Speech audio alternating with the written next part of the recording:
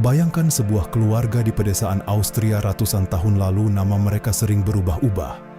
Hitler, Hitler, Hitler. Tidak ada yang benar-benar yakin mana yang asli. Bahkan, garis keturunan mereka seperti kabut ada, tapi sulit ditangkap jelas. Dari kabut inilah muncul sosok yang kelak dikenal dunia sebagai Adolf Hitler. Masalahnya dimulai dari satu pertanyaan besar yang sampai sekarang masih diperdebatkan sejarawan. Siapa sebenarnya kakek biologis dari pihak ayahnya?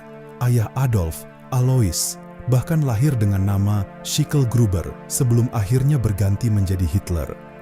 Perubahan nama ini bukan sekadar administrasi, ini bagian dari teka-teki keluarga yang rumit.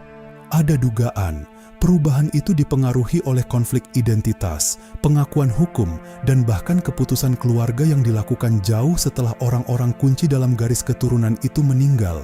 Lalu semakin dalam kita masuk, semakin rumit ceritanya. Sosok Johann Georg Hitler secara resmi diakui sebagai kakek Adolf. Tapi secara biologis, tidak ada yang benar-benar bisa memastikan. Ada juga Johann Nepomuk, saudara Georg, yang membesarkan Alois kecil dan bahkan mewarisinya harta.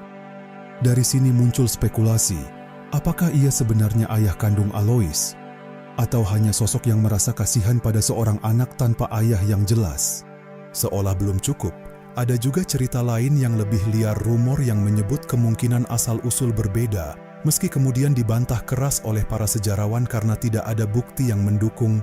Semakin dalam kamu mengikuti garis keluarganya, kamu akan menemukan sesuatu yang mengejutkan.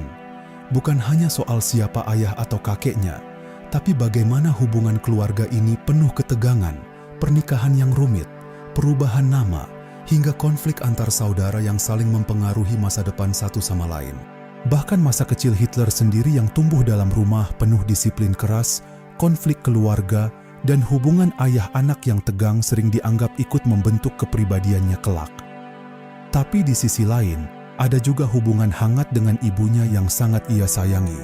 Dan di titik ini, cerita berubah jadi semakin gelap dari sejarah keluarga biasa menjadi rangkaian peristiwa yang terus bersambung hingga perang dunia, politik ekstrim, dan tragedi besar dunia.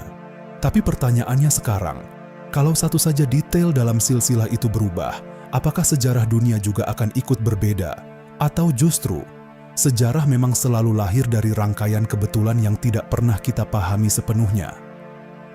Kamu sendiri percaya nggak kalau asal-usul keluarga bisa memengaruhi jalan hidup seseorang sampai sejauh itu?